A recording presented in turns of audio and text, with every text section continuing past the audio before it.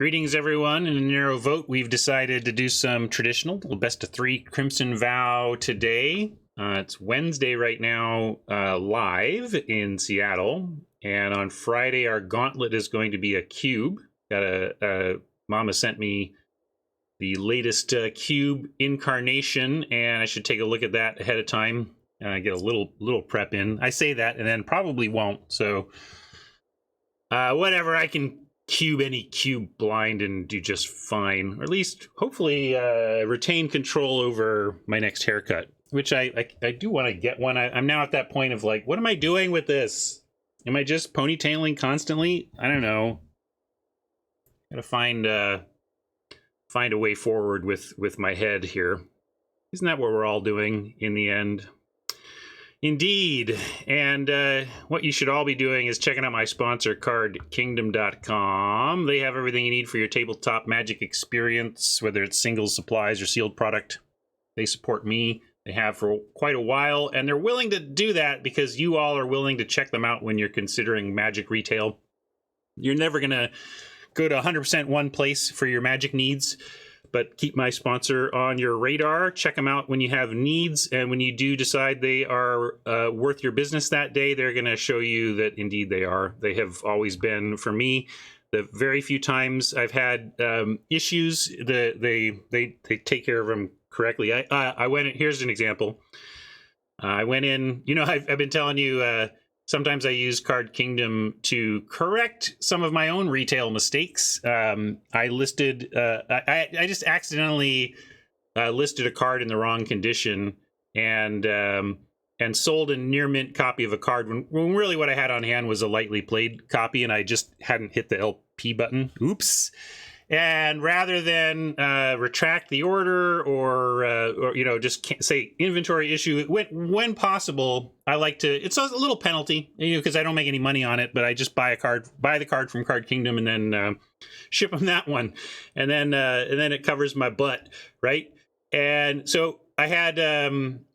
But it was actually in this case it was 3 copies of a card, and so I had to get 3 near mint copies of a card. I put in the order. I went down to do store pickup, and they were expensive enough cards that I wanted to check before and also, if I'm doing this to help my own retail, I got to make sure the cards are right. So I took a look at them, and one of them, frankly, was lightly played. Had a couple of had one, like there was 3 obvious dings on it that to me like screamed lightly played. And certainly was not going to do the job of replacing the lightly played copy I had in an attempt to be near mint for a customer. So I let the front counter know. But here's what I love. So they had a lot of copies of the card in stock. It's not like there was last 3 copies. The front desk person was new, so she was a little worried. It's like she could see that this was this was a negative customer experience happening before her eyes, and she was a little worried. She calls up to the card folks, and they send someone down. And this is what I love, and this is customer service. He had a replacement card in his hand. He didn't ask to see the damaged card. His very first question was, he said, here, check this one out. Let me know if this one works for you. His very first question was, is this replacement that I have brought down for you without asking correct? Are you happy with this? And I like that it wasn't about whether or not I was right or not about the one I didn't like. He just wanted to know if I liked the new one. That was great. Point number 1. I looked at it. It was perfect. I said yes.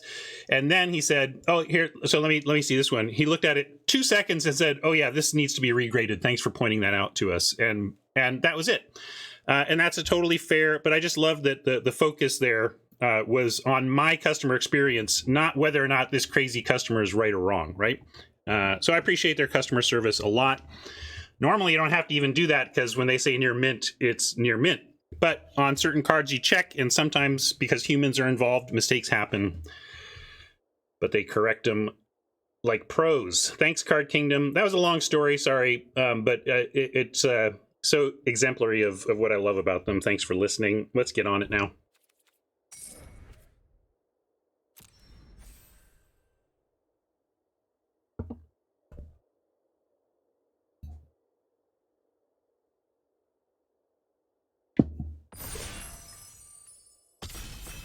All right, bombs away. Bring it.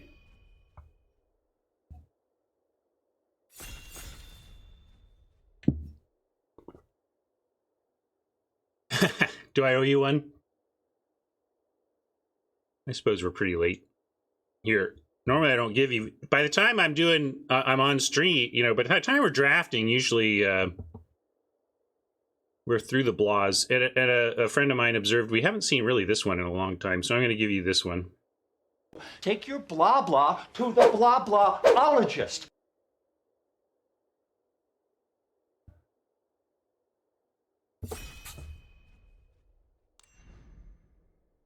I made it out of the first round in the sweatsuit, but then crashed on the rocks in round 2. It was a good game. We just didn't quite pull it out. It came down to the end, though. It was a good game against Alias V.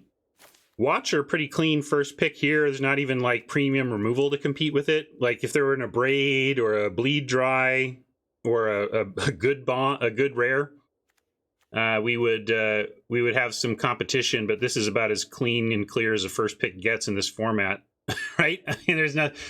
This is ob.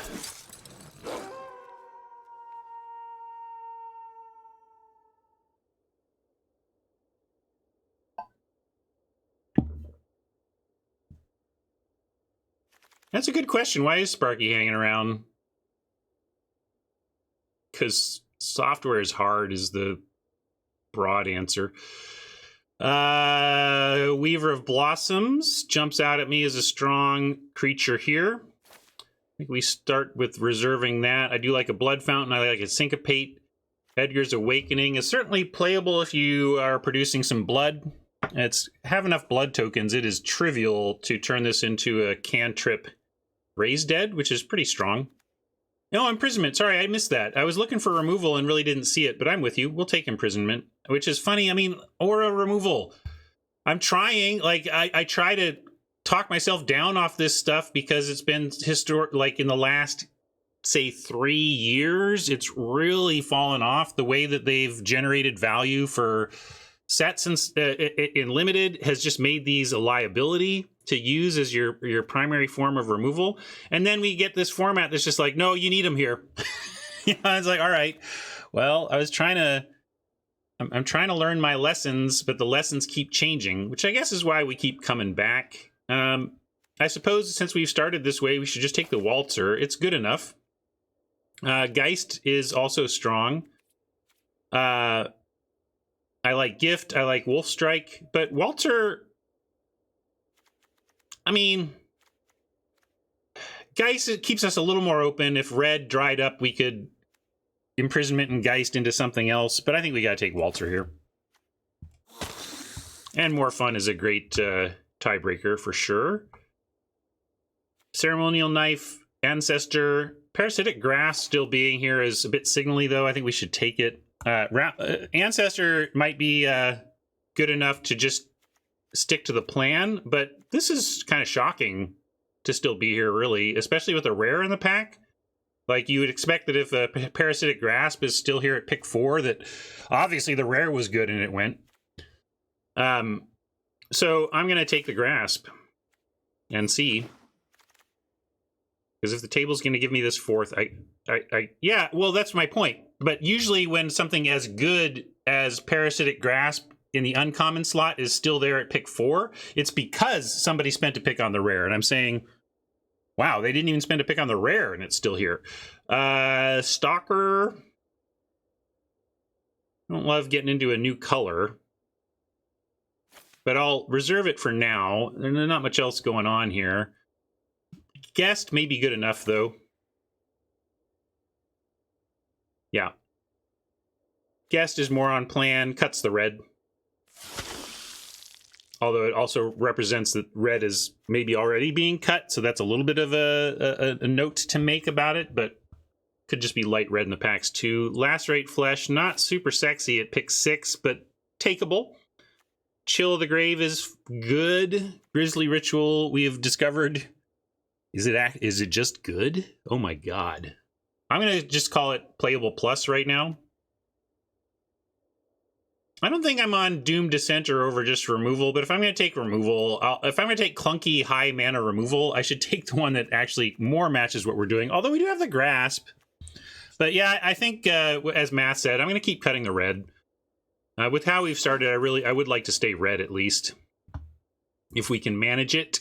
Frenzied Devil's not a reason to continue cutting red, though. I did play this in a blue-red deck, and it wasn't terrible. You know, there was a time where it was a 7/7. That was cool. Socialite's fine, though. Yeah, this is the best card here. We're going to take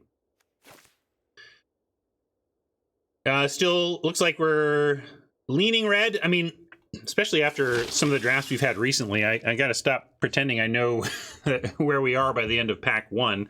This is a Socialite versus Statuette situation. This might be worth cutting the red for, and it's kind of a good sign to see this red-black here. Maybe we're red-black. But I think I do like the Statuette, especially if we do feel like black-red lane is open, because that means the blood should flow, and then the Statuette gets all the better. Math wants Socialite number 2. If I didn't have Socialite number 1, I think I would take Socialite number 2, but I like the statue. I'm going to take it, given where this draft seems to be leaning. None of this is particularly great. We can take the Heirloom in case we are doing something crazy. We can take the Geist in case we end up back towards the white direction.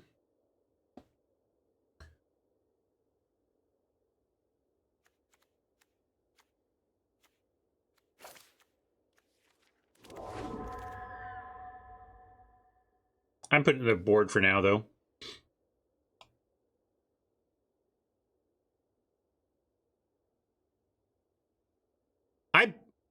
Trainee has been, I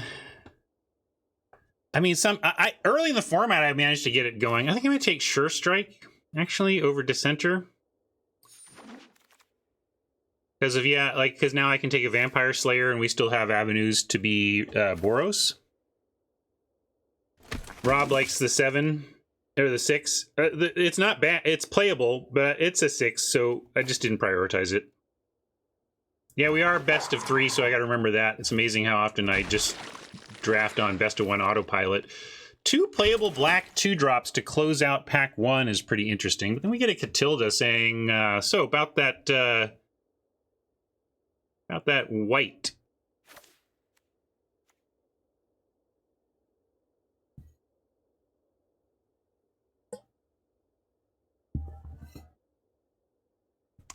Although are we there? Like, I'm just actually reading the rare. Power tough is equal to the number of permanents you control that are spirits and or enchantments. It's not like we're heavy that. We do have imprisonment. I'm saying it's not at its best here. We'll take it. Yeah, the backside is great, right? I'm just saying right now we're not really leaning into the front side very well. But we'll take it.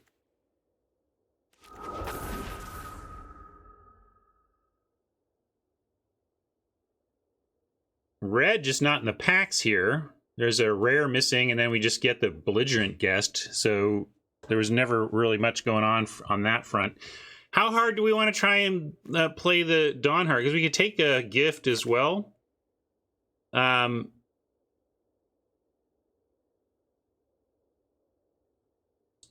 I think we're red, and this is probably good enough. And there's nothing in white or black so strong that I feel like we shouldn't just take the guest.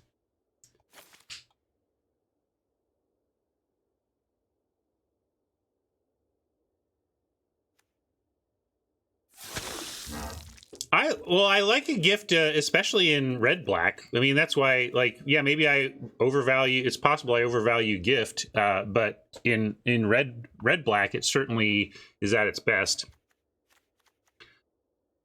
Well, in red-black, you have the fail case of pumping your own vamps, right? If you don't know if you're like if you don't have good places to put it on vampires of your own, then I get you.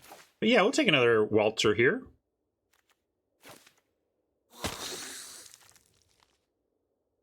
Infantry seems good and keeps us towards the Boros, which I kind of like to do now with the double Waltzer and Dawnheart. We got some last pick black, but it wasn't amazing. And yeah, Spirit Soldier works. So me start to commit to this, and in doing so, trigger the flood of worthy black cards, right? Sparky is just here to make our lives worse. Just like before. Vampire Slayer over Rallier? Over Uncontrollable 4-drop? Yeah.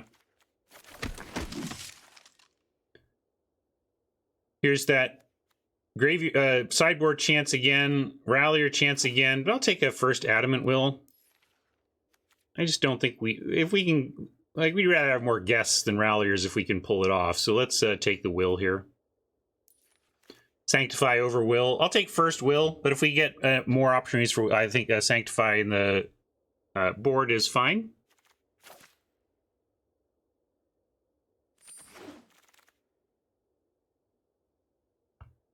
Yeah, another guest. I was just saying, Wedding Invitation, not unplayable in the deck, but not really what we want either. Here's another one of those, but I'll take a Wilds over an Invitation or a Beguiler. Pummeler comes around and is perfectly playable, especially for pick 9. I'm quite happy to take a Pummeler at 9. You can end up in spots where it's not good. Yeah, math is like, I like it at 9 math. And maybe we even started in the board. Like, this is best of 3. Like, a Pummeler pick 9 even for the board. If they're coming at us with big ground creatures and we can bring in a Pummeler, it's good. And it only costs us a Vamp. A Slayer. Yeah, we might have to take a trainee just because what else are we doing? I'm not going to overdo the spirit thing. Like, maybe that's a tiebreaker there. I hope to not play this, but I'll leave it in the main for now. Another guest. All the guests. There's these Ralliers that we really don't need because we're picking up all these guests. Thalia is interesting. We passed on a chance for Thalia yesterday. Is it better today? But we have Resistance Squad and Stance, which could be better than Thalia. But Thalia into guests into Walters is a fine little curve out that's going to be tough for oppos to deal with. But it's easy to overvalue Thalia just because she's fine. Like this is great. We like 2-drops like this. But yeah, Valorous Stance has been kind of mission critical removal, hasn't it? I think we take the Stance for the interaction. But yes, Thalia is not all upside, right? Thalia is not all upside. Oh, interesting. I got all excited because the first thing I saw was Walter. Is Olivia good enough to be splashing here? We do have an Evolving Wilds. I mean, you say we're Mardu, but I think third Waltzer is maybe better for our deck than, again, yeah, I agree. Not amazing Olivia. A 3/4.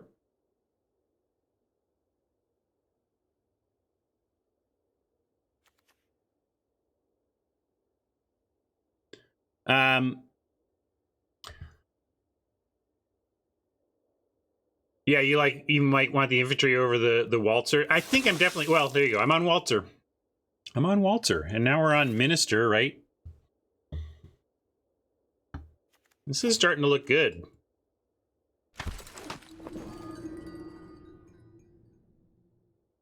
Bolt slots in really nicely. This is looking, now I just want to cut the Lacerate and be like, we are low down Agrilicious. Do you want to do another Statuette? Are we bloody enough for that? Or are we not even doing the first one? Could do Anger. Piercing Light is okay. But yeah, they do make their own blood. We have quad guests. Let's do it.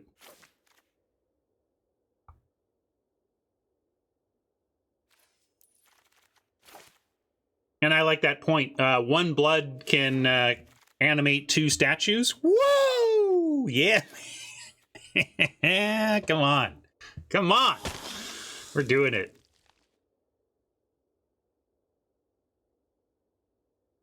Sure Strike. Arnis Wedding Invitation? Nah, Sure Strike seems good here. Like I have one already, but this might be a 2 Sure Strike deck.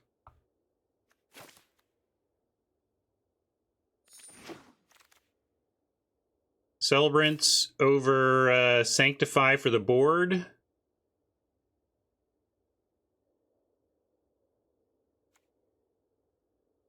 Yeah, Pup is going to be a gift for somebody, but here we go. 1/5 drop. Ooh, and an Ancestor? We got cuts, baby! Cavalry is playable? Maybe you can get rid of the trainee. This trainee can't possibly make the cut here, can it? Yeah, I keep passing on Festivities when sideboard Festivities is totally legit.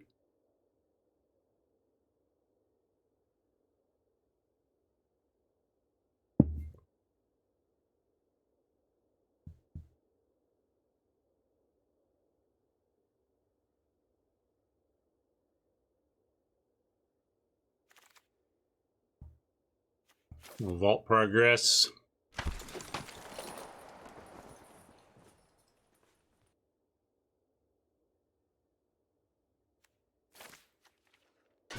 I'm not sure, like, I get it, but, like, our 2s are nice and thick, Alexis. I kind of like 4 Waltzers, but we would, you know, the 2-drop certainly legit as well. I don't think we need these Ralliers.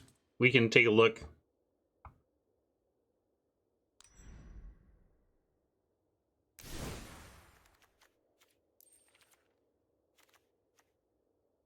Yeah, I guess another 2-drop would be better than a Waltzer. Yeah, I'd trade a Waltzer for an infantry at this point.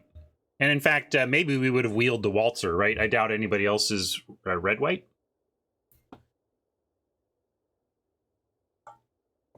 Yeah, that's a good point, too. I instinctively cut trainee, but really it's probably okay here. Statuettes are going to do the thing.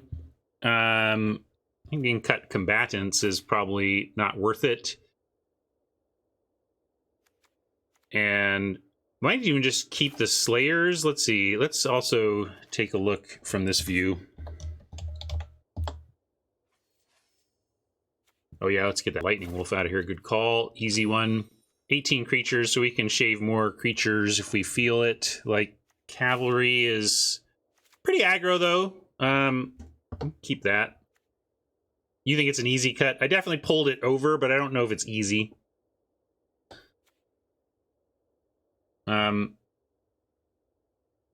But I admit, yeah, this is one of those cards that my 25-year-old Magic brain can't let go of as being not good enough, you know? But yeah, it's true. We like our let's just say our 4 slot is nicely filled. And yeah, we can definitely cut one of the tricks. Maybe 1 Sure Strike, and then we have a Will and a Strike to keep it a little mixed up. Now we're down to, we could, with the Blood, I kind of like staying at 17, especially with an Evolving Wilds that effectively thins us to a 16 land count for what it feels like in terms of your odds for the rest of the game if you draw it early. And we have Blood to deal with some blood flood. We are currently 17-7. Yeah, we could cut a guest, I suppose. I really like them, though, with following. You know, it's not like we're hyper thick at 3. 4, 5, 6, 7 is not, like, overwhelming at 3.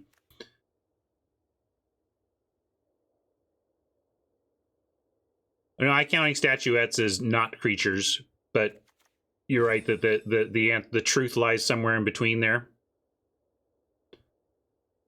All right. We can cut a guest. It's certainly an easy place to start. And some guests leave early.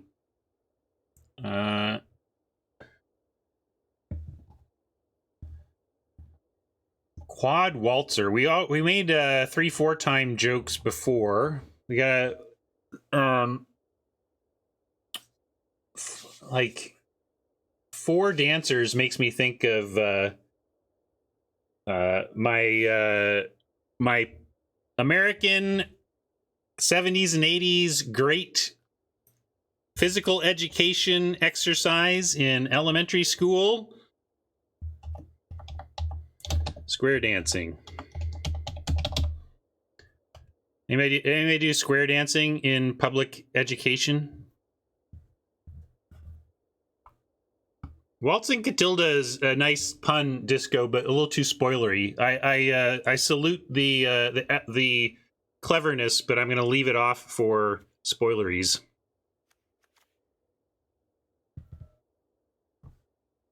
No, is there a story behind why they made us line up and have be picked from? That was kind of square dancing in middle school or in elementary school. Kind of is like my first memory of, the stress of school-based drafting. Drafting partners. Like, you're just like piece of meat. I'm gonna stand here, and wait to be chosen by somebody. Oh, and touching other people. Oh.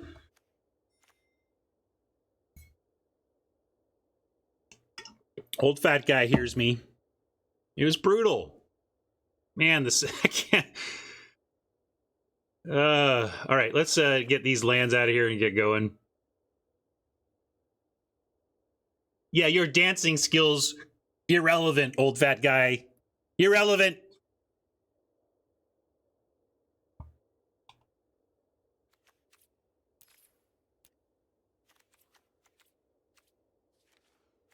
Let's go Poke Lands today. I love the burly Poke Lands. I continue to say, these are the Eiffel Tower of basic lands right here. Eiffel Tower of basic lands. So jarring and not normal upon their release that most recoiled in horror from for how not good they are. But then over time, people come around. They're unique. They're interesting. They're beautiful. Sam Burley is a freaking genius. I'm telling you, these are beautiful. Well, you and me get it day one. Not everybody gets it day one, Alexis. I know. I and they're amazing in foil, and they're like, well, they're a little more now, but historically they were like $1 to $2 each foil. I'm like, yes, please. I've been the thing that I bought on. I got some right here. Look, I'm in Magic retail, and sometimes I buy my own. What did I buy? More of these in foil. My God. They're so beautiful and they're so cheap relative to foil full art lands in Magic. I think they're wildly underpriced. That's the kind of thing. There you go. Somebody wants to sell me their foil Poke lands at wholesale prices. I will not be relisting them.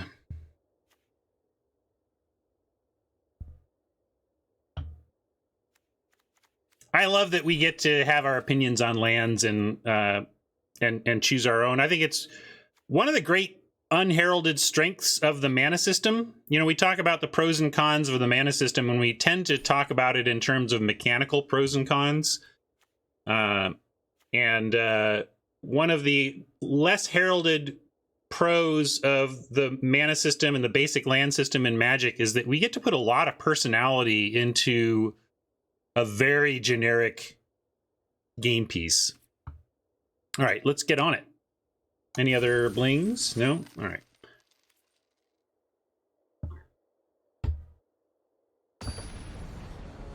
What do you think of this one?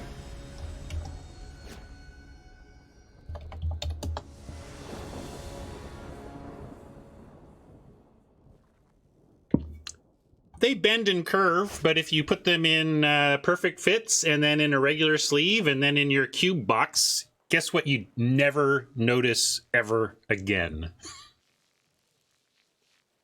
I mean, some get pretty... We'll keep this. Some curling can get annoyingly extreme, and I wish Wizards would find the tech to solve those issues, but I don't think it's a deal breaker. I love me some bling. All right, no 2-drop creature, unfortunately, but we can at least curve out with Statuette. And we get to go into Guest and Waltzer. Let me see. I don't always see all the questions. Streaming's hard. I made it out of the first round, and then we lost in the second round in a close 3-game set against Alias V. You can check it out in my VOD if you want to.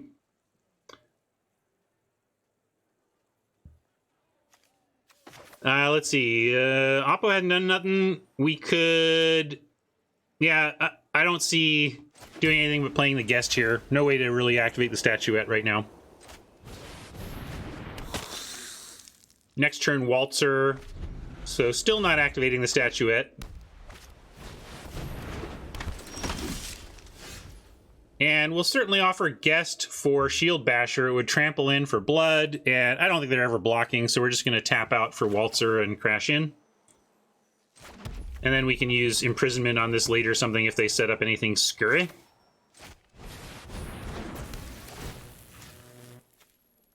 Thank you. Appreciate your rooting support. Go Team Optimal.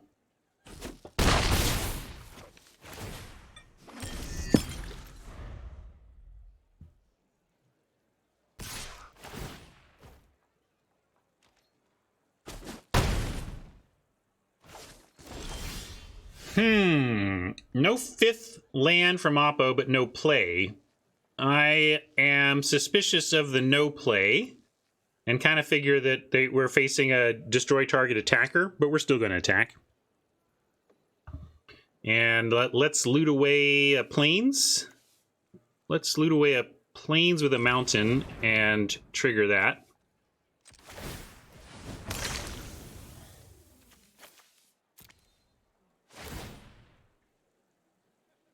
I don't like the slow to the graveyard. Maybe people were missing things going to the graveyard, but it feels active. It feels weird that cards are moving so slowly to the graveyard, but maybe that's just me being used to that speed, right?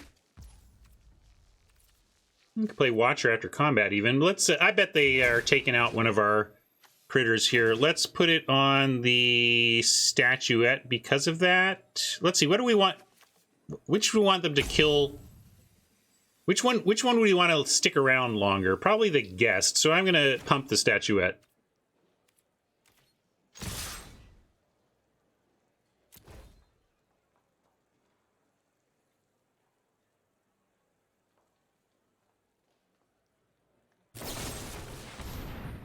There we go.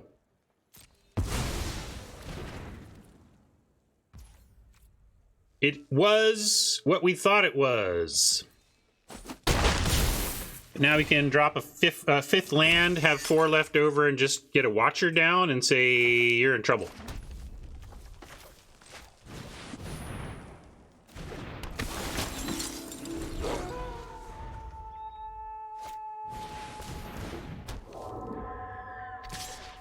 Yeah, it could have been the untap trick. It just we were well prepared for it, so that would have been nice. This is not a race you're going to win.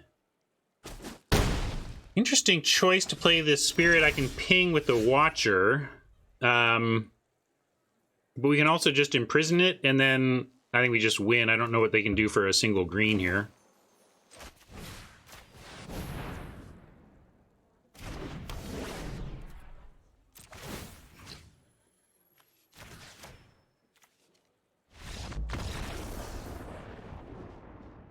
Oppo says, I can do nothing for a single green here. The coffee is gone.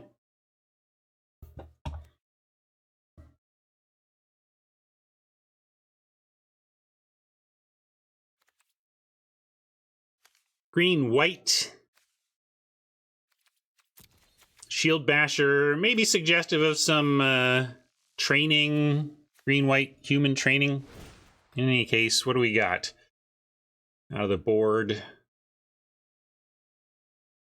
Lacerate Flesh. We didn't really talk about bringing that in, but, you know, we didn't end up with so much removal that you couldn't even make an argument for this, especially against green that's likely to have some 4 toughness targets. So I kind of like bringing in a Flesh over maybe even a Sure Strike or the Adamant Will.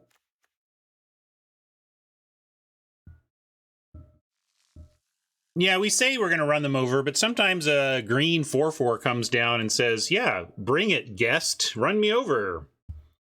But yeah, it still could be too clunky. There's a reason we didn't play it.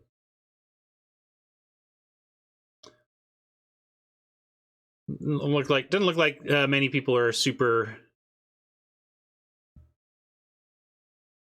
concerned with the flesh. So I think we just run it back then.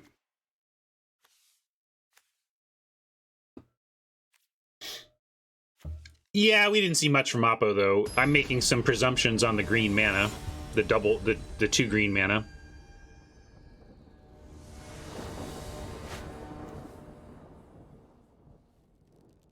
Love this.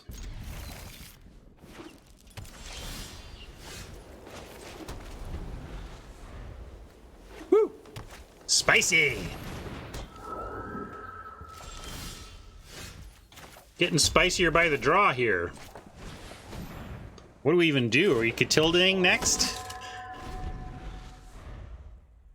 Because we can Catilda into Ancestor and have triple spirits. We could also just block here. Yeah, we do need a 4th land. I'm just kind of counting on that, but maybe we... I just say no blocks. I do like, you know, the infantry dying into value is so good.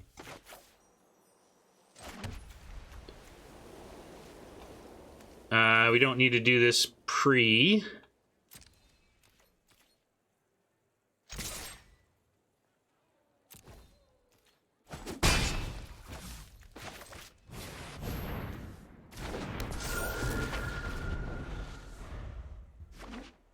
Waltzing Catilda is just is the correct deck name. The secret deck name is Waltzing Catilda for sure.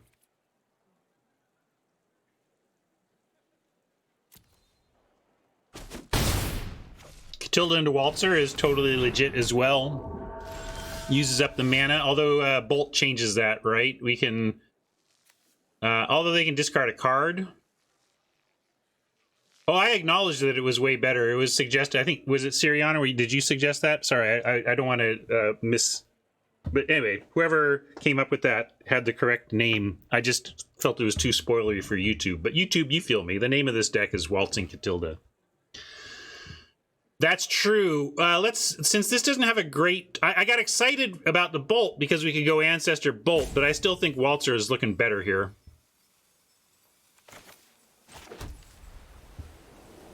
I try not to be spoilery because I put the name of the deck in the YouTube video.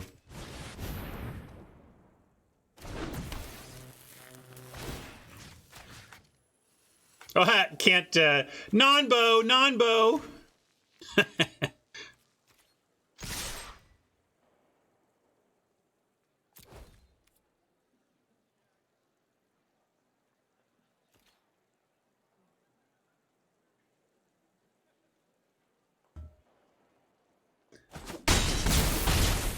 I guess the name of the deck is Waltzing Near Catilda.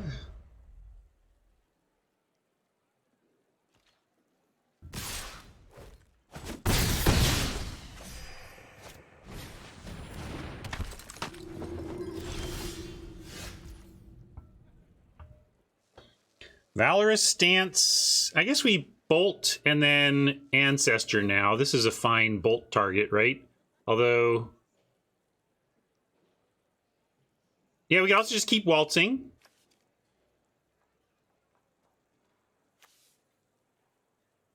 But Ancestor Bolt makes a lot of sense to me, too. I think I'm going to do that.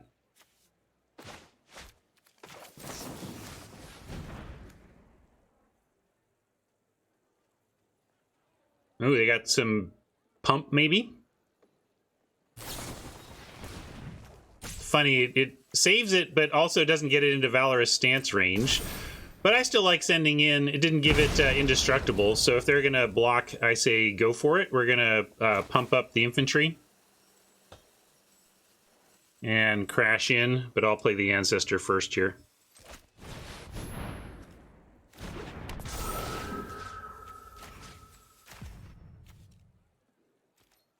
And if they want to trade off for the infantry, we throw that aura up on the Catilda, and that looks great too.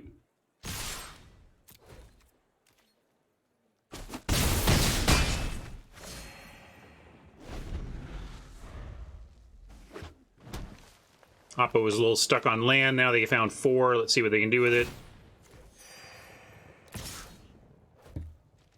Yeah, you get that attack. Interesting lifelink race here, right? It's a very aggressive, racy kind of game, but with enough lifelinkers on both sides that the net on the race is actually kind of slow. Waltz are here, though, speeds that up. I think we just waltz, and this also, again, is reflective of a possible destroy target attacker, but we have, we could hold up Valorous Stance for a big attack, but I think we just waltz again.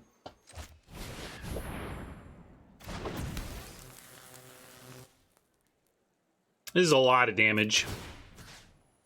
And one on the ends, maybe just both on the Ancestor. I like one on the Ancestor to get the lifelink.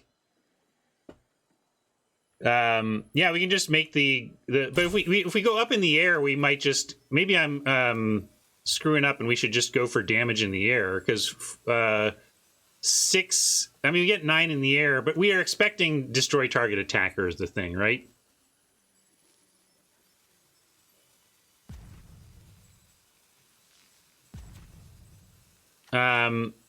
So yeah, let's spread it around. I like getting some in the air here. I'm not even sure I should put any on the Ancestor, but the lifelink is nice. But let's this spreads around power and toughness pretty well, so that if there's destroy target attacker, we get a lot of damage through. But yeah, I did put most of the buffs in the air, and questioning whether I should have even put any on the Ancestor. And we can't put buffs on the Catilda, as observed.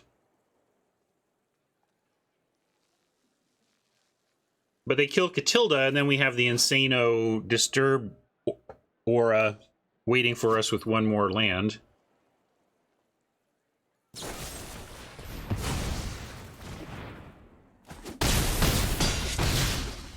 I mean, when you have the removal and your answer is no, don't kill Catilda, like, you're in such trouble.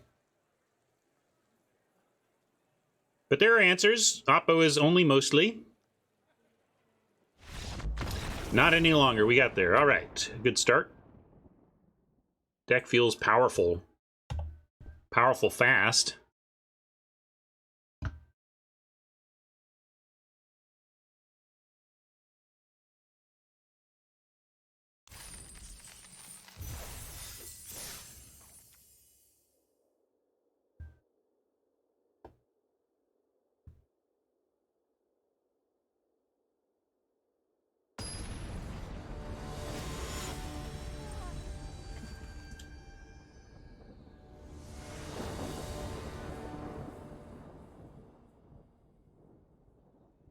All right, got the play here. Love that for this deck. Do not love this opener.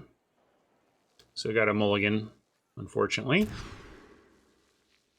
And unfortunately, we got to keep this. And we have the easy plains ditch, but we need some early action. I'm not going to 5, though, when we have both colors and something as powerful as the Watcher, at least waiting for us on 4.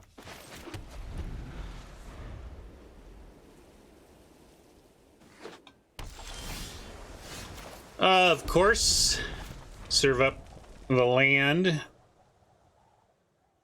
How about a guest? Be our guest. Be our guest. Put our 3-drop to the test. Trainee. You know, for a new employee, you ought to be on time.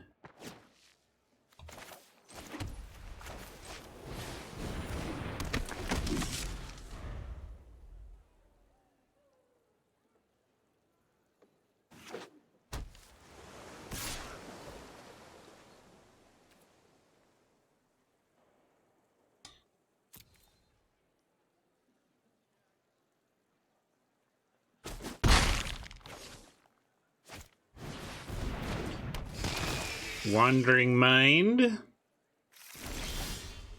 Oh, there's the guest I called for, but now the guest is late. Late to the party. Classic Seattleite guest, I think.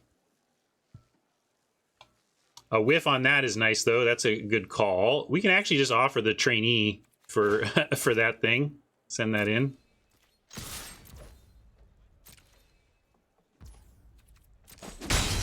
And I'm going to max mana and go for the Watcher here, because then we have Guest Will next turn.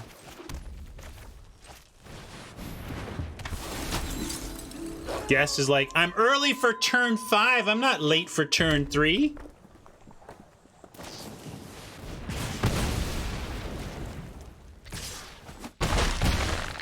Great removal spell. Plan remains. I'm not going to try to use Adamant Will on defense. I'm going to use it on offense, especially with 2 trampling guests that we're likely to have when casting it. We're behind in the race, but this deck can catch up quick and even gain some life to close the gap.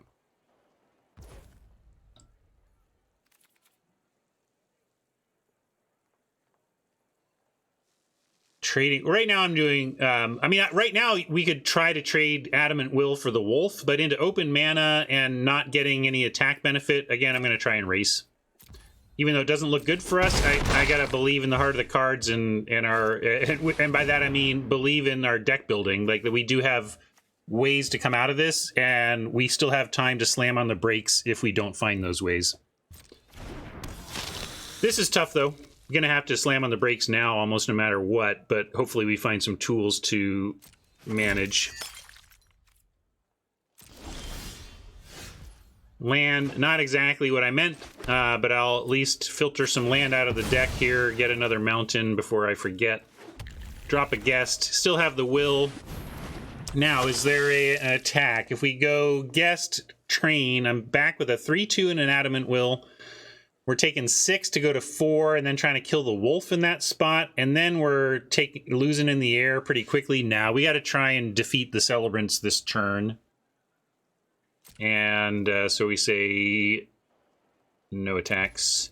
I could send in the guest, and if Oppo blocks, we get to Adamant Will. I just feel that's too telegraphed, and I would rather double block with an Adamant Will ready to save their potential effort to blow out a double block.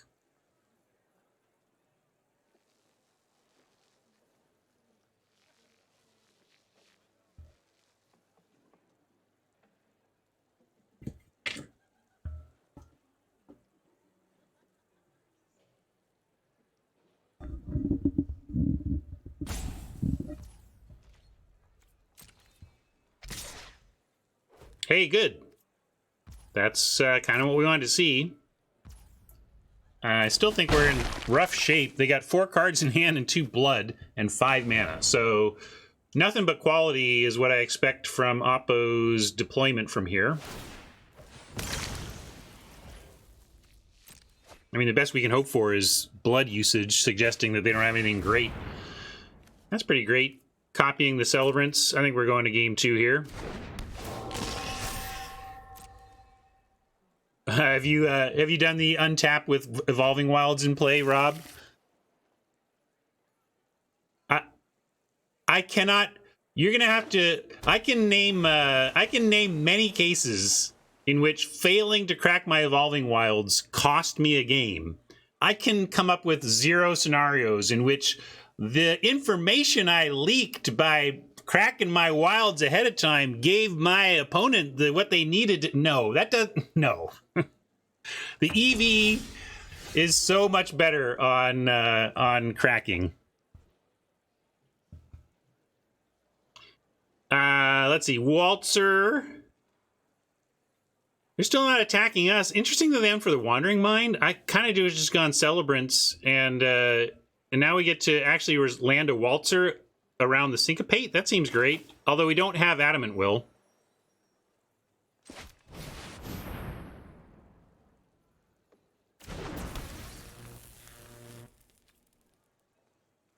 You like grow the guest, swing all? How do we swing all? Like, I mean, we just lose to a crackback. We're at 8. Look, I mean, oh yeah, right. But what's like 1, 2, 3, 4, 5, 6, 7, 8, 9, 10, 11, 12. We can get in for 12, but I don't know how we attack here. Keep back everything. I don't know what we're attacking with and why.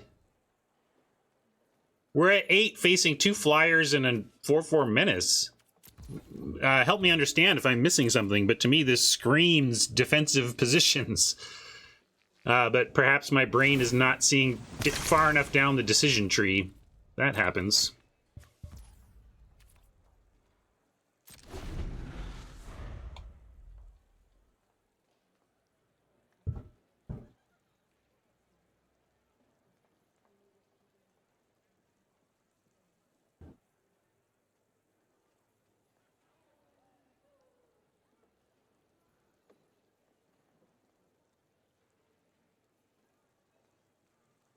Yeah, I see what you're saying. But we attack with guest and trainee. They take 5 and go to 13, and then we're sitting here with a 3-2, a 1-3, and an adamant will against this lineup? That doesn't seem right to me. Well, it seems very risky, which is what makes it feel not right to me. And this is what I want. Give me a chance to...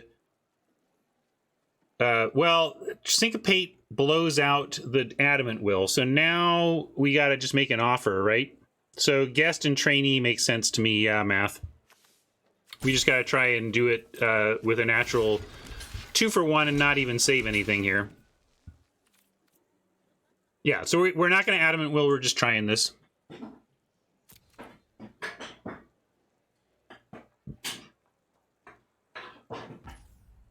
All right, we got what we wanted.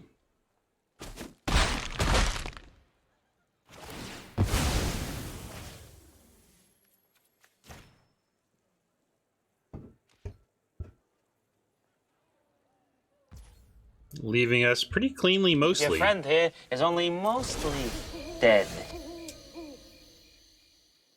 There's some of the life gain I was talking about that can close the gap and erase we're losing. So we'll play that and stay back. Oh, of course, I'm doing it into the syncopate, but I guess we need the syncopate gone at some point. Yeah, that's fair, Gar. But this is actually okay. Having the adamant will to save the waltzer is likely to keep these wandering minds at bay, and we can save the guests. Like, I should have thought it through. Classic, I didn't think about it, but had I thought about it, maybe I wait and we try to find something a little worse to bait the syncopate with, but I don't hate the result here.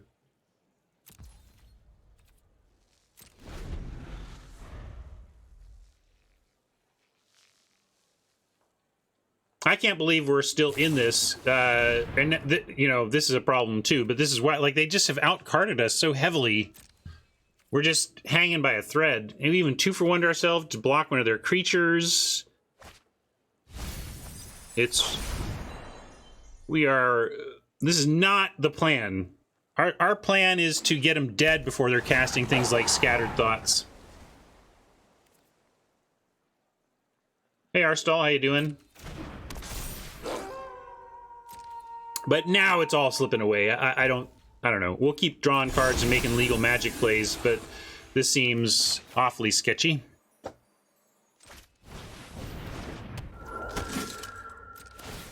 Still, here we are. Not dead yet. It's just hard to... I guess Catilda showing up and living would be good.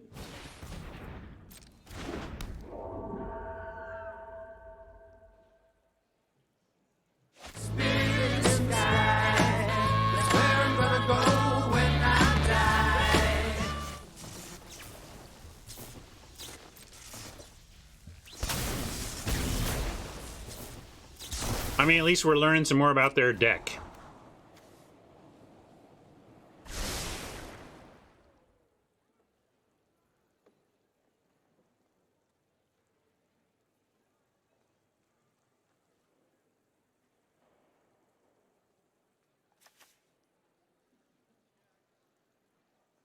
Why would Catilda... Oh, because of the Watcher? Yeah, I guess... without, I mean, we do have the spirit, so, but this flips, doesn't take much. But then we get a aura that could save us. I don't know. We're in very, very big trouble here, and almost should, knowing me, save clock, but can't quite quit yet.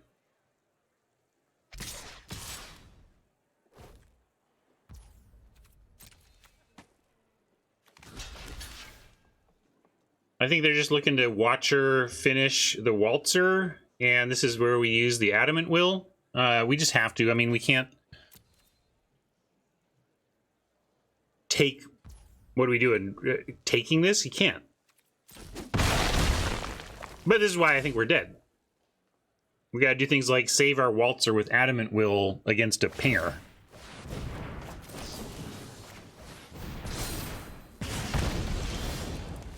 That draw ain't helping either. Let's send the guest, and then...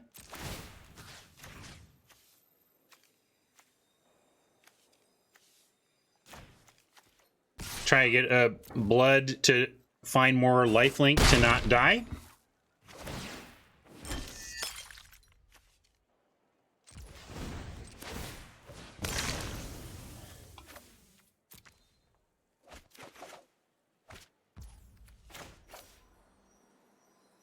Well, let's try and not die.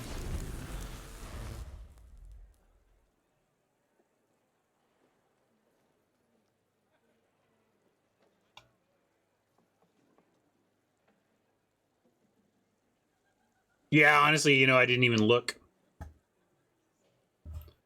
I didn't realize that was a copy. I didn't notice when they cast it. I thought they just had done 2 Wandering Minds.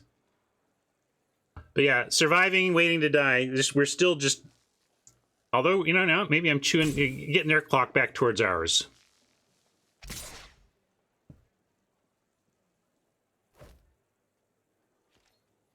Do that.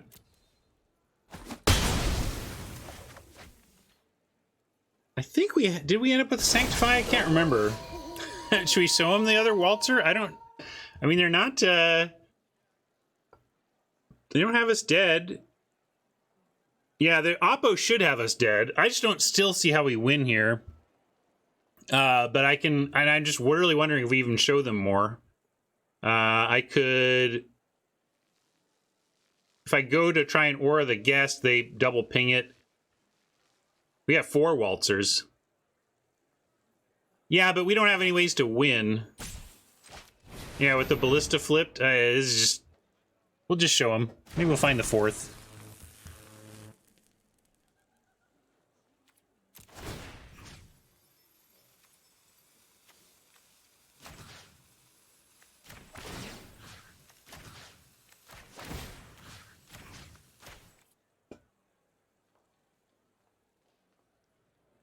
Is there a way in which we can get 4 in the air to somehow?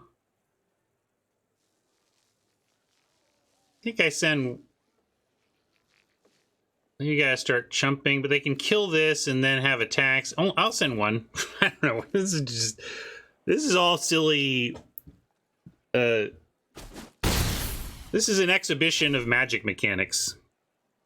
This isn't a game of Magic. Alright, now that they've finally started to go to my face with that stuff, we'll move on.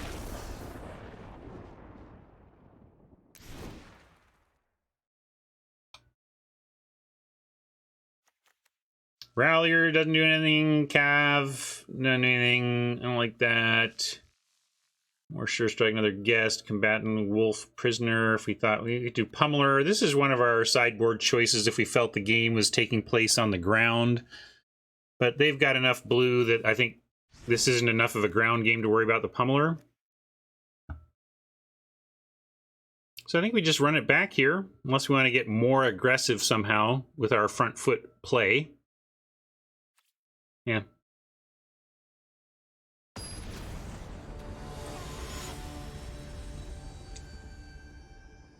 Well, if the deck gets a reasonable chunk of its plan in the opener, I think I like our chances.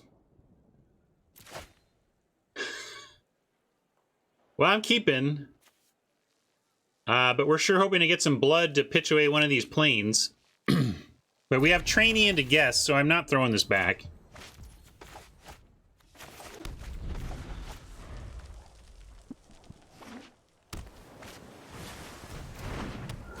Lantern Bearer again. The old 6th land off the top. Gotta love that.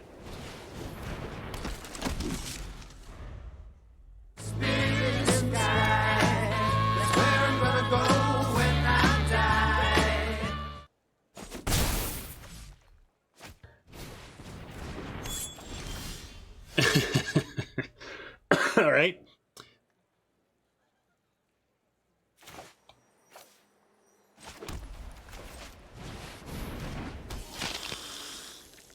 Never have we needed a guest to survive more than we need this guest to survive.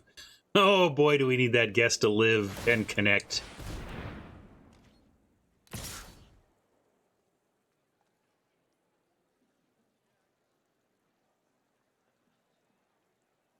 Yeah, that's fair.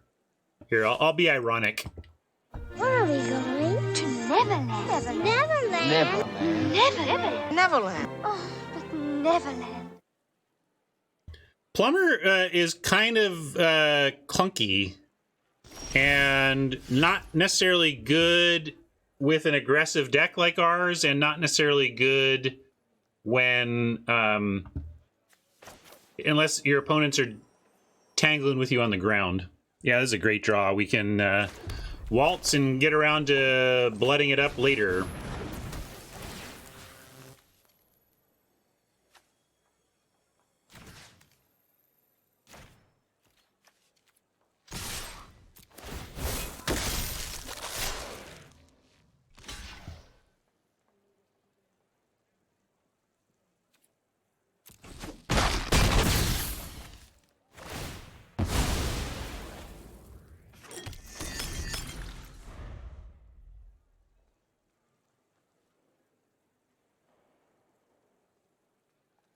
We both have blood to try and bail us out of our problem, but we have more maneuverability after we do. So this could be a spot where flood beats screw. But if we draw like nothing but lands the rest of the way, I don't like our chances. There you go. That's a fine pickup. Haven't even needed to crack the blood yet. We've had too much to do. So Magic Gods had me worried with a 5-lander into a 6th land, first draw being a land, but then we just drew perfectly from there.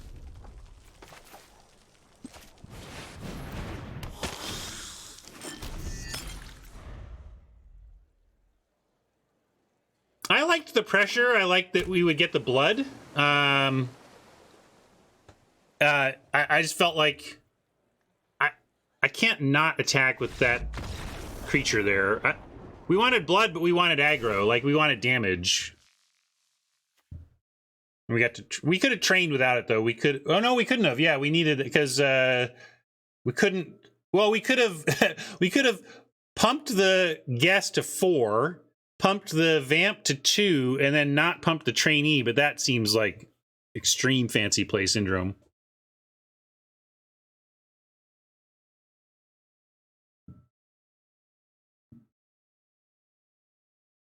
Yeah, well, it's Black Clover. It's good to remember, like, because you talk about, like, when is Magma Pummeler good? You call it the plumber. I like that. The Magma Plumber. The Magma Plumber is good when you are blocking on the ground. When you are playing a longer game. This is a pretty defensive card in a sense that, I mean, of course it can attack and it can go to any target. So it's not without offensive capabilities for sure, but it's an X spell. I'm mostly looking to block and trade and then kill something else, like 2 for 1 for 6 mana is how I think about this. And it's also a lot worse against -13 removal, exile removal, and aura based removal. So that's why I don't like, if I can help it, starting it main in best of 3, but it's not, you can, but that's why in our deck, which is a really tight, aggressive list here. This just does not line up with what this is generally trying to do, so I would only want to bring it in if I knew it was lining up well against my opponent's removal or game plan. And again, I don't think we need the last raid either. I just think we're going to stick with our aggressive plan, and the plan here is to beat them before they can stabilize and turn any corners and take over.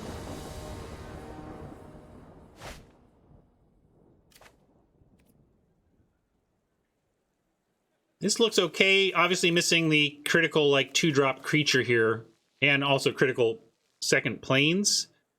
Yeah, I'm keeping, though. I think this is a very awkward looking hand, despite it looks at first glance really good. But actually, second glance, it has problems. But third glance, I'm still keeping it and hoping we overcome those problems.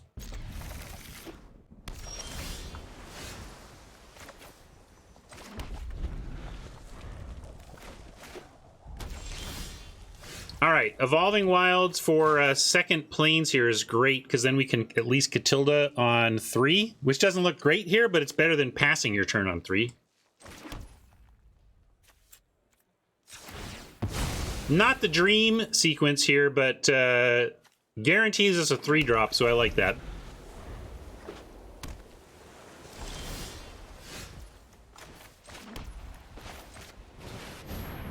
Well, guarantees us to put it on the stack. Let's see if it hits. There you go. Didn't exile it, though. So, not a bad result, all things considered. Uh-oh, bad result. Bad result. Well played, Oppo. Whatever, we got this. I can be careful of Syncopate, but it's never going to have me pass the turn doing nothing. You just got to brace yourself for Syncopate is how I would put it. How about a Watcher now, and then set up for Hasties after? Also, Watchers just says, better do something about this Wandering Mind or we can pick it off.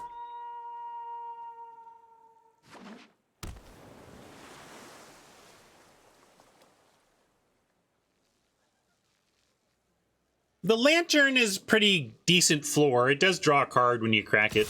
2 mana cycle at its floor, so I'm...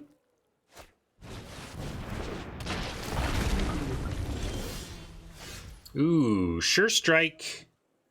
We can Waltz, though, and have attacks. Because we make a 5 power that can attack through, and then this bounce blocks the Scob. Are we happy with that race condition? Because we can also go send Watcher if they block Sure Strike or Adamant Will to win combat and just drop infantry. Ping on upkeep also totally reasonable. Let's attack and see if they even want to block. I think that's a great place to start. Unless we wanted to waltz, but I don't think I want to waltz here. I don't think so. What do you think, chat? I got a couple people want waltz.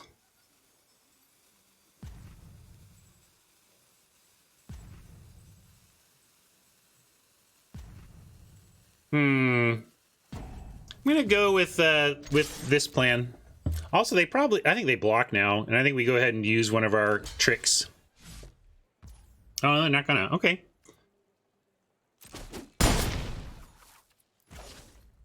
They have a Cradle, so if we go for the upkeep ping, they can just save it. So yeah, pass and ping doesn't make a lot of sense to me, given the known Cradle, which I should have known before.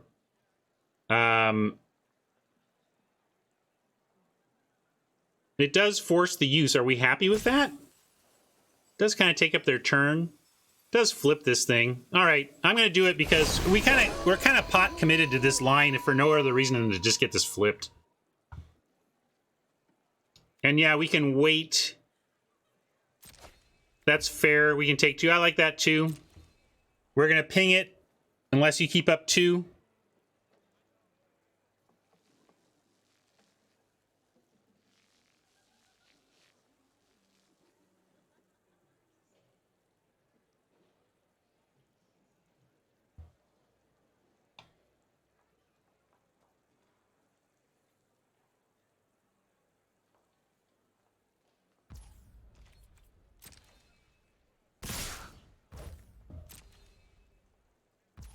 And by not doing it first, we're only like taking 1 extra damage, because if we were to try and ping it, this adds power. So it's really only saving, it's for 1 point of damage, we get a little more flexibility.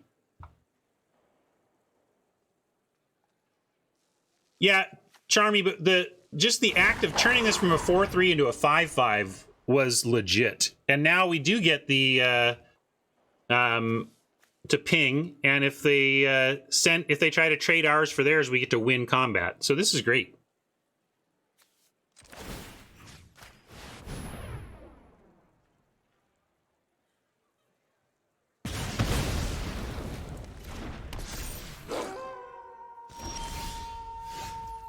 If they do my bidding here and block, which we're going to see if they will. They might not, but if so, what can we do?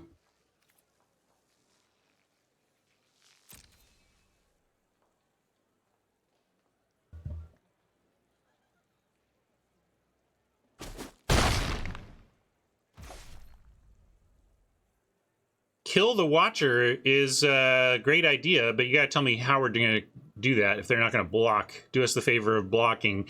So yeah, let's throw these out there, and they could play a 6th land and spend a turn killing one of our 2-drop, 2 toughness, but that's fine. Yeah, actually flipping to Day makes some sense too. It prevents them from being able to do that. I like it. I continue to not think carefully enough about day-night cycles around here.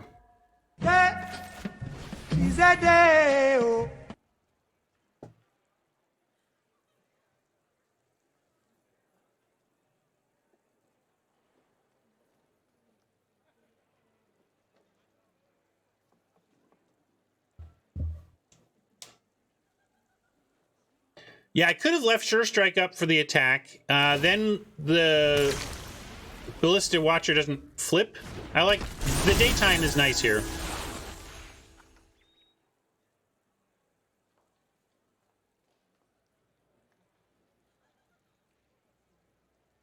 And if they do something that leaves our board intact but mostly taps them out or fully taps them out, then we've got a nice looking turn next turn. But maybe they just pass, put it back to night, and have their pings ready. But in that case, we've got Adamant Will and Sure Strike, so I'm okay with that too. We could double block here and take this offer of 2 for 1. I'm just afraid it's an offer of 2 for 1 for something in their hand and not the Watcher. So I'm gonna take this.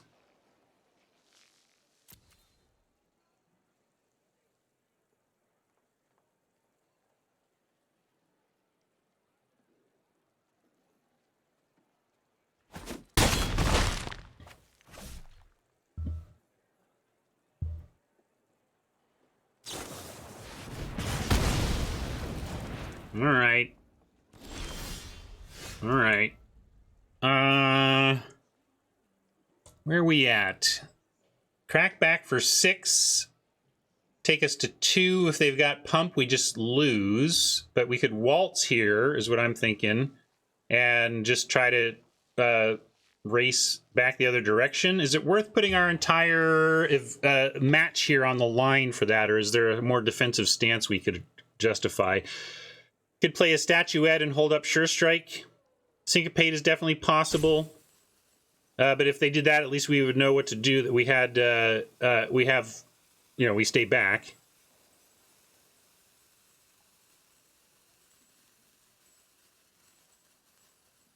That's true. If I take 6 and they pass, they can ping upkeep. That's a good point. So waltz, maybe not the game plan I'm thinking. So now I'm more on Statuette to get something else on board, or just hold up. Yeah, Statuette to keep it day, and then Combat Tricks to try and... yeah, waltz and no attack is the other line, I suppose. You think we have to waltz? Let me try my line.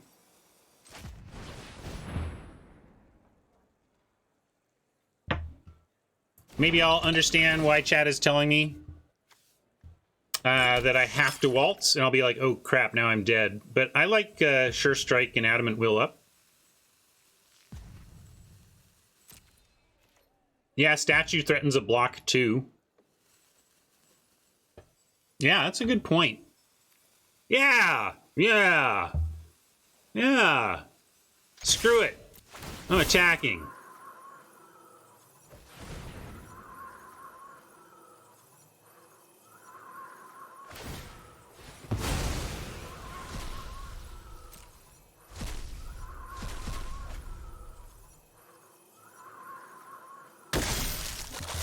No, can't statue and trick, but just truly threatening to put statue in front of Watcher if it attacks. I think that's good enough, especially because I kind of want to cycle away something here anyway. We'll figure out what.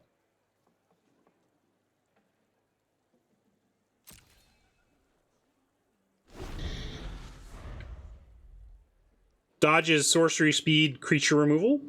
I like that too.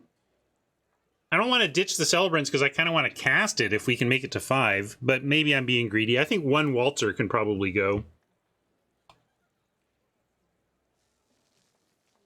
Maybe we need the double pumps to get through the Scob or something, though. You don't think it's getting to Celebrants? I think it might. But let's see what they do.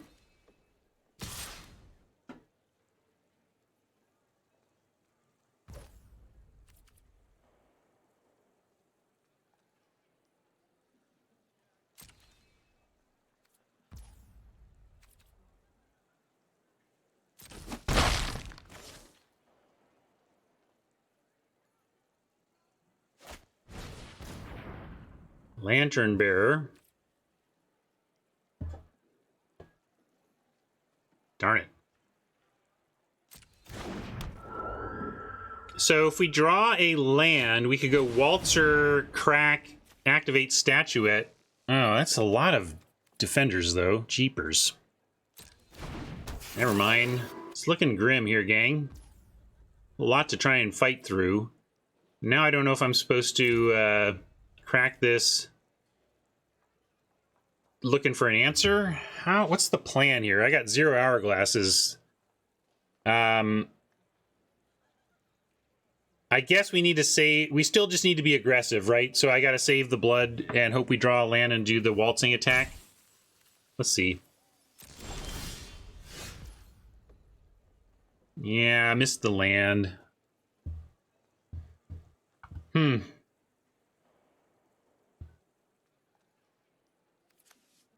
So, Waltzer, if we play it, they have to block. Aren't we just dead to a crackback?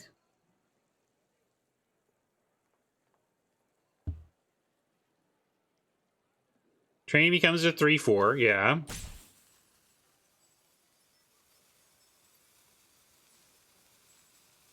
Yeah, I don't understand. They just have to chump one thing and then they crack back and kill, right? I hear you, Math, but... Yeah, I think we need something back to block, right?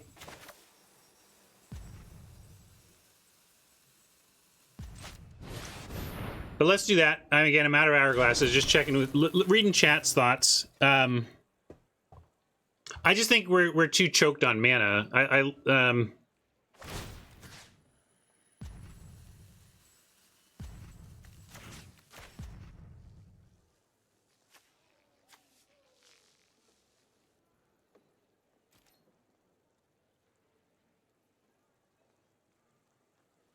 I don't know, gang.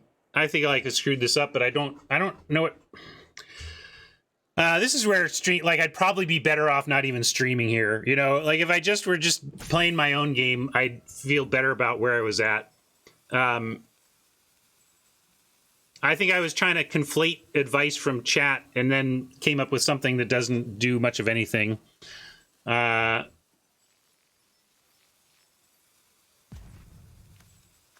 But we do this, we have a block here, right?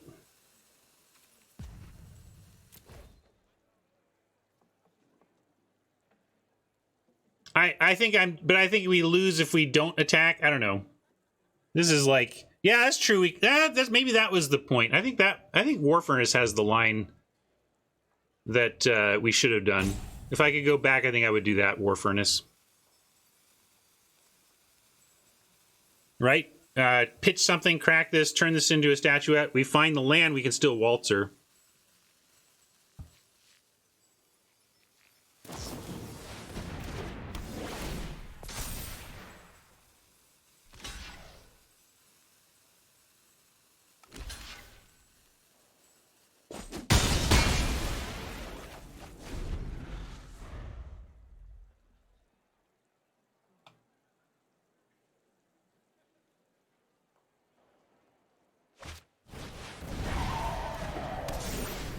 Oh, we were already chumping that anyway.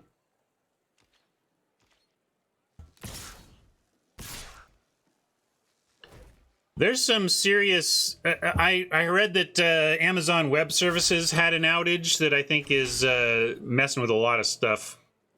So I'd give them at least a day to sort their crap out and then try again. But obviously, all we got here is chumpage. But if they got nothing, we have a chance here, right? I don't know. Yeah, that makes it tough. Valorous Stance, does that give us any outs? We can kill this, but I don't think, and we can get 5 in. Well, we get a land and then get there, right? So let's do what we didn't do last time. There's a chance. There's a chance.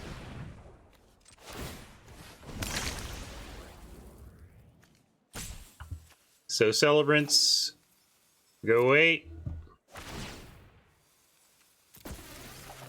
Okay.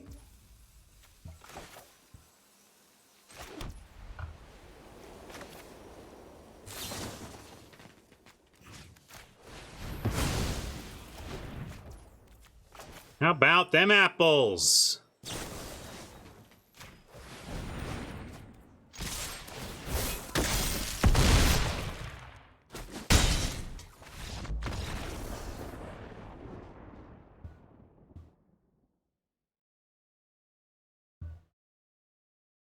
I felt lost there, but then we're found.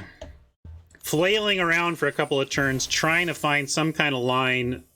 Not playing well at all, but then jumped up and stole one. We'll take it.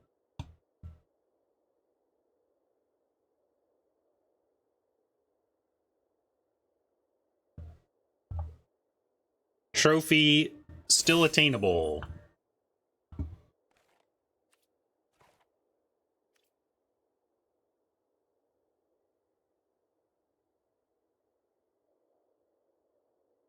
Yeah. Oppo experienced some chat lethal too. Could be, could be.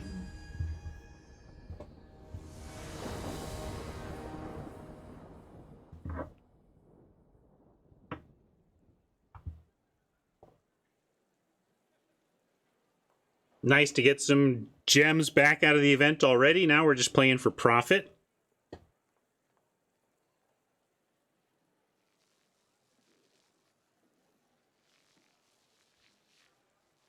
Oh man, you and me both. Great game. We feel like we stole one from you. If you go watch the VOD, you'll see that I was just like swimming with options and feeling like I was screwing everything up. So for two people who felt like they were screwing everything up, we had a good game. This will be a keep.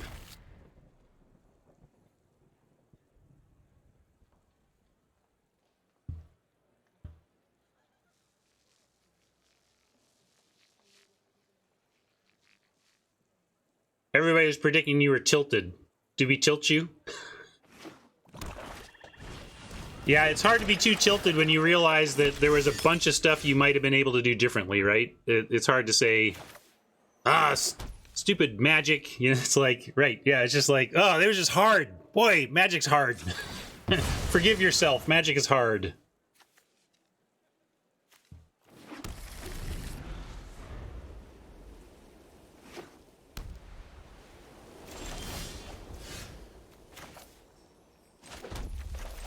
Slayer into Catilda into Waltzer is excellent. Catilda not at its best in our deck. We were talking about that when we drafted her. This is not some heavy spirit deck, but just dying into this enchantment is good enough to run in a deck that can cast her.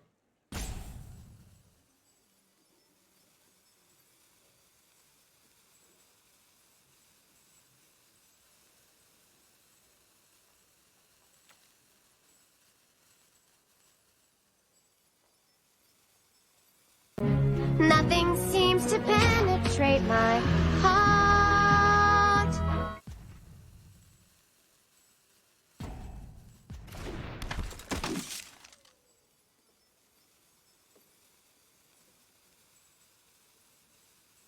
Yeah, we are, this is a waltzing to victory game plan for sure.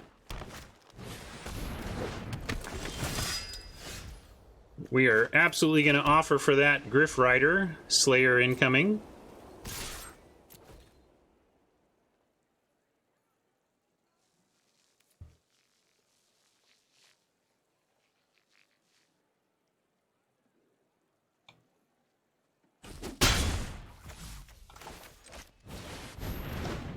Yeah, it's funny.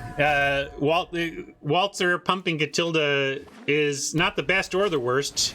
We've never seen the results.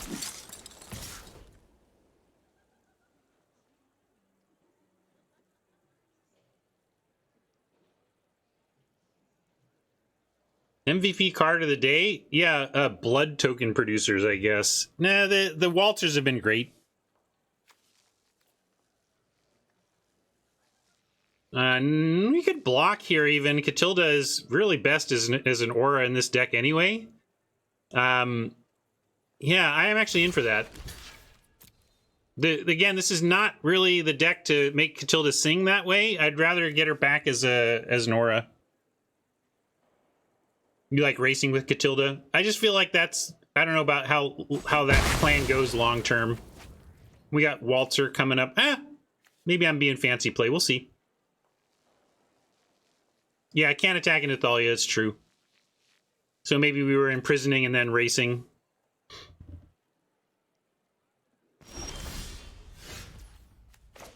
But even though it can't attack in, just getting into the air for 2 here, then playing another Waltzer and just making it about the air seems fine.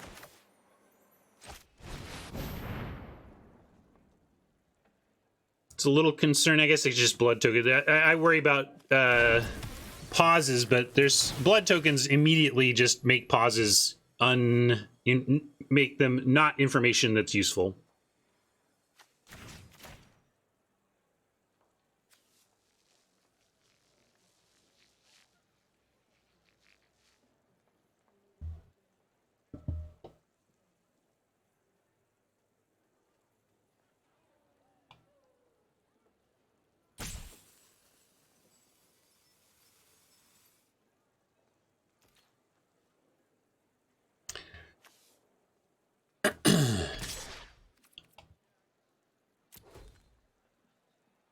I mean, if you really want to defeat the information leak, you wouldn't do it through mechanical design.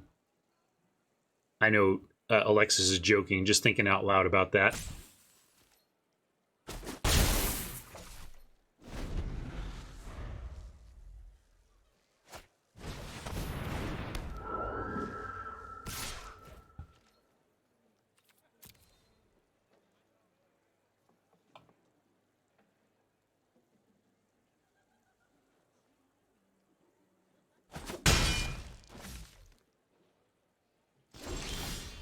All right, found our 5th land. I like that a lot.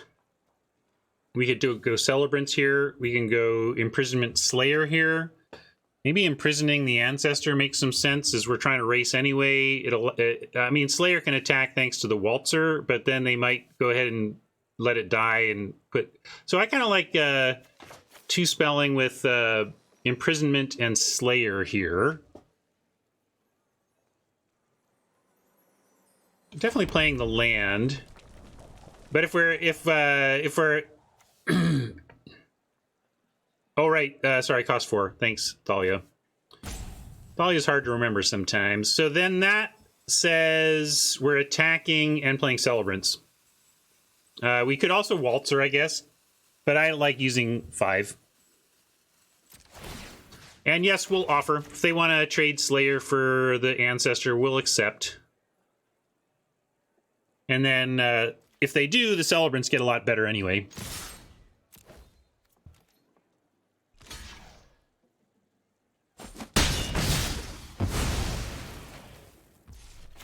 But it's not great for us.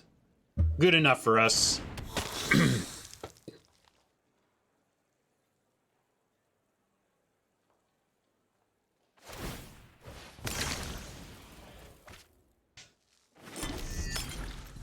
Piercing Light, good to remember.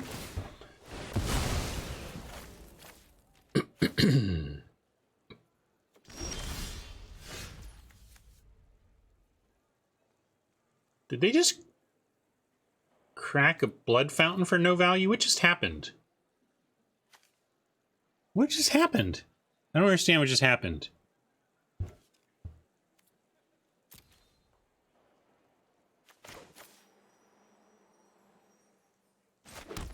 Well, they're tapped out. I'm putting Catilda on the Celebrants and making them beat it. Right?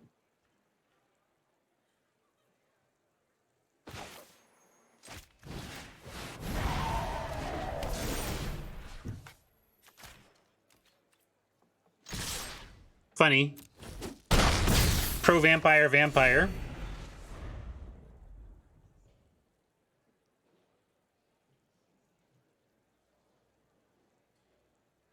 Kind of like getting Celebrants, getting this out of the yard against black. That Scavenger just can.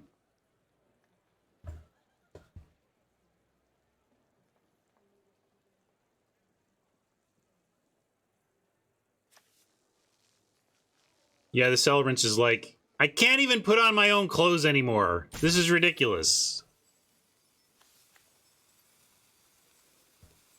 The Celebrants are. I guess that's plural. There's multiple. That's why they're so intimidating. So menacing.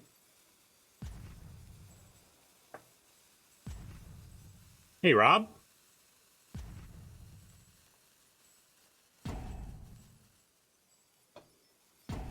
Oppo is just busy picking up their table.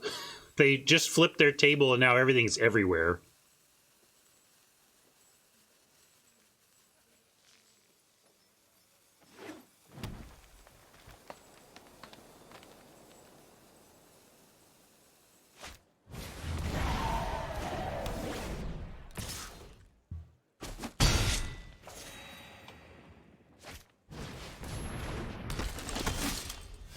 Seven mana, we can go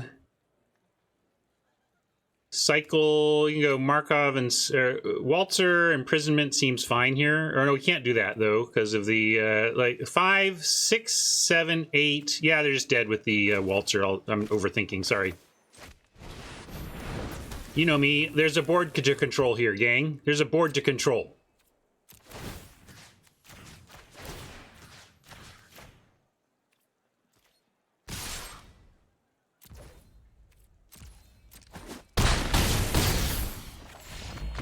It just makes it all the more challenging. I mean, when you can control a board for 4 more turns with a Boros aggro deck, you're doing it all. Literally all. White, green, maybe a splash of black? Or maybe it's not a splash of black. Looks like it's white, black. Maybe, I don't know. We didn't see any green, and there's, there's Blood Fountain. Although that's kind of a late game card. I suppose if you're green, white, with some super bombs, then maybe you splash the Blood Fountain. Ooh, splashing for Weaver of Blossoms does not sound like the world I want to live in. Pummeler. Guest. And I think we've just kind of been running it back mostly, and I'm doing it again.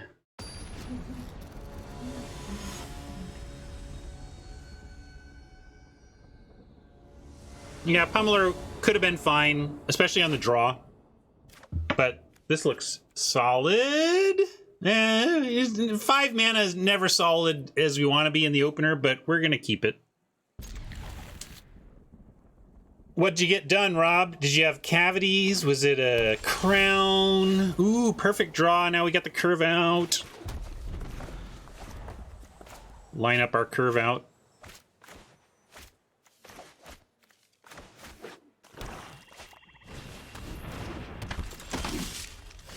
The Ancestor gives us options for next turn. Probably just, well, we like our curve out. This is more aggressive. This is more swingy.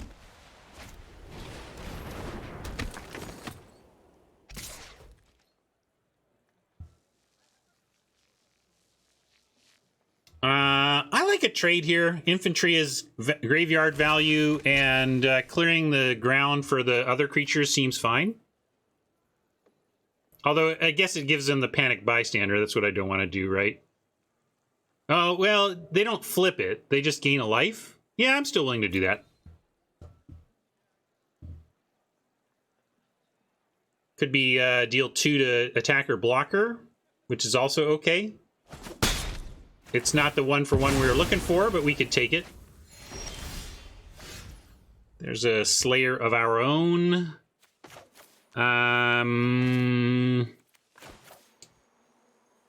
Yeah, 2/3 survives better, but this removal, if it's, I guess there is a, I mean, what's killing this that's not killing this, or, you know. That being said, I still like the Ancestor just for general race conditions and better bodiness. Sure feels like Piercing Light, right, Hammer? I'm just surprised they didn't use it. Maybe they just wanted, they just were happy with that trade and figured they would light something else. Maybe try to actually use their Blood Fountain this time.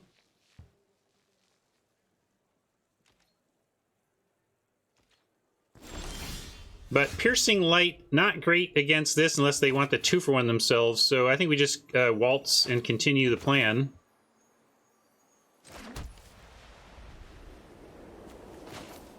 And then next turn we have a 2-spell turn and Guest plus a 2-drop.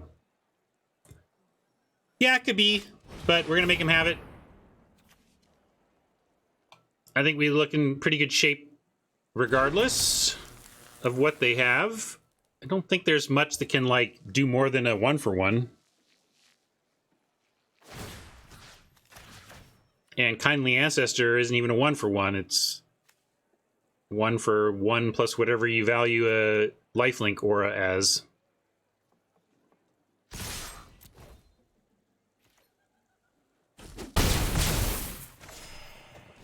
That's bad for them to not spend anything but 1 mana on turn 4.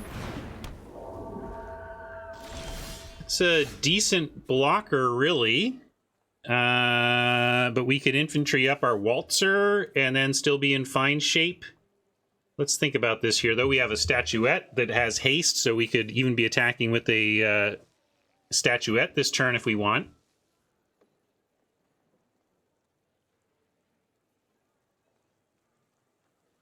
I like getting the infantry aura on the Waltzer, because then everything attacks well. Doesn't use our mana most efficiently here, but they're tapped out. It feels like a good play. I'm just, whenever I'm not spending all my mana when I could, I really like to make sure that it's the right time to not be mana efficient. But this feels like a great play, so I'm going to do it. And Alexis has my back. It can't be that wrong.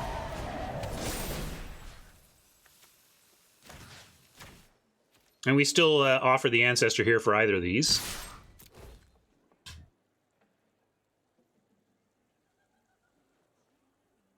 Like, if we both think it's the right thing to do, it can't be that wrong. That's all I'm saying.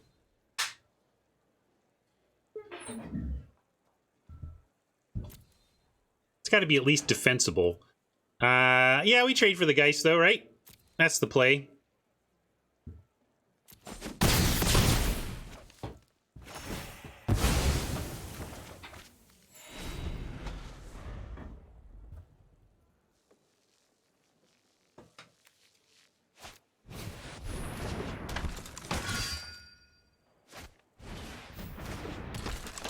Statuette attacking with Waltzer, potentially even life-linked, is a pretty cool turn. Minister says, though, maybe we want to do something else. I'm going to start with the... I think we want the Statuette attacking here. Question is how we're going to make that happen. And I want to...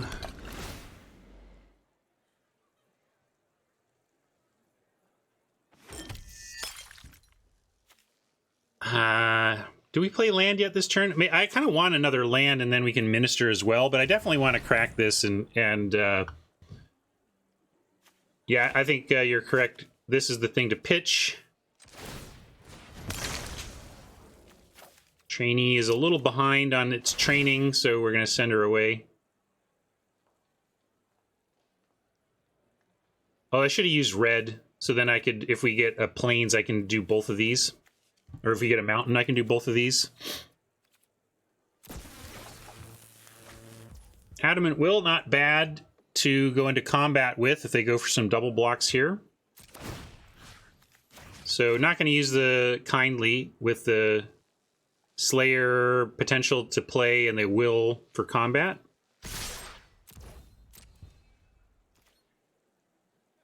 The lifelink just isn't that important right now, and they're going for the double block, so the Will ends up being this great draw for us.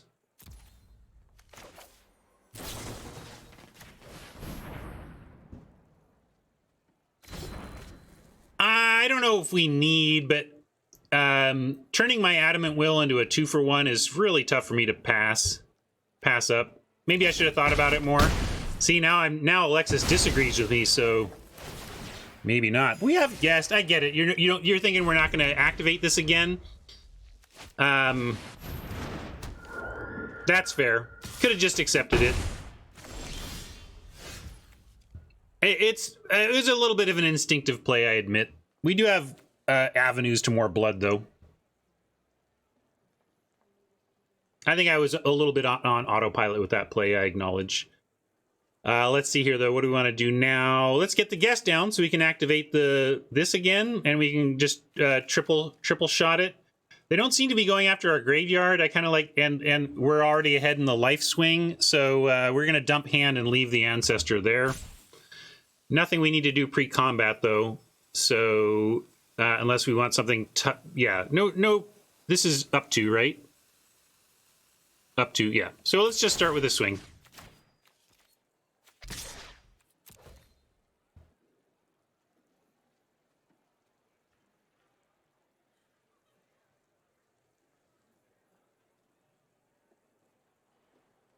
Yeah, we're in the winner's bracket, so a Wrath is certainly likely, or not likely, but certainly more possible than it would be if we were just in the 0-0.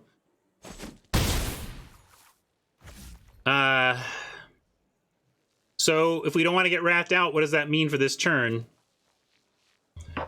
Say leave the Minister back, because I actually like the extra damage the Minister's getting in, even if the life isn't that. We could save a Slayer behind as a pretty low impact card against 3/3s. Although, again, with Waltzer, it's not low impact. That's the thing.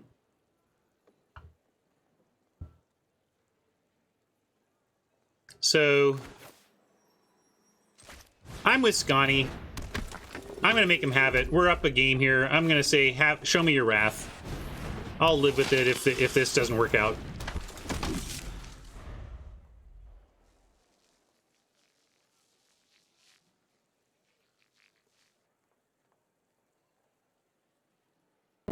Nothing seems to penetrate my heart. Hey, Blade Fury and friends, welcome.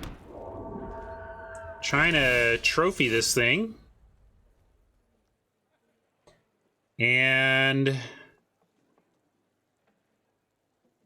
we're gonna add a bunch of power to the guest so that if they multi-block, it's punishing for them.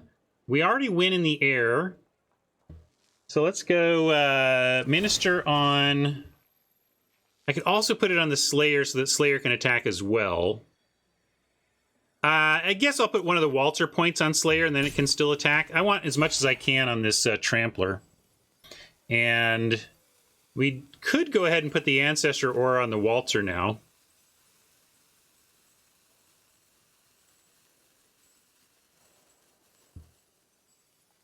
Yeah, I think we got the room. Let's do it. Put this up here.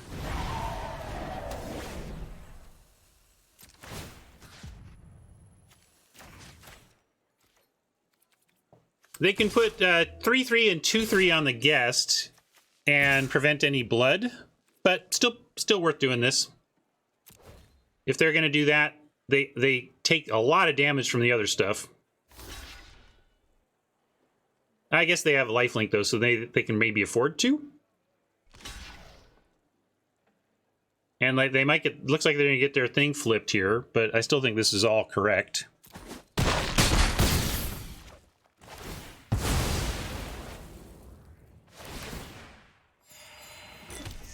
Oh, it's on their own turn. Great point.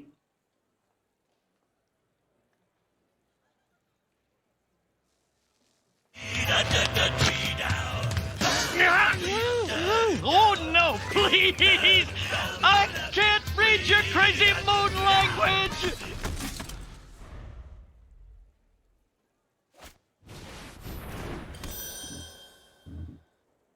Hey, we got our aura out of there. Waltzing Catilda. How about this sicko play? This is a way to get a trophy.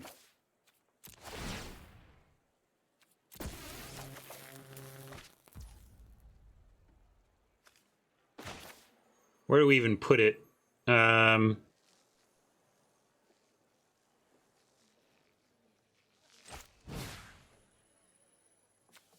here.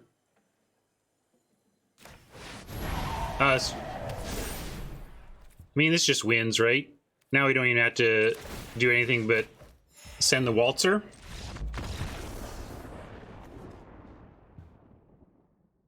Yeah, it was all just like which one do we, that card was absurd. What a great draw to close out the event. Well, I'm glad that we got the 3. I mean, we barely pulled out the second match. Had to get a little lucky, overcome some mistakes, take advantage of some oppo mistakes, but we barely got there in a really exciting second match that then set us up to be able to trophy. That was sweet. Claim that prize. Profit dance.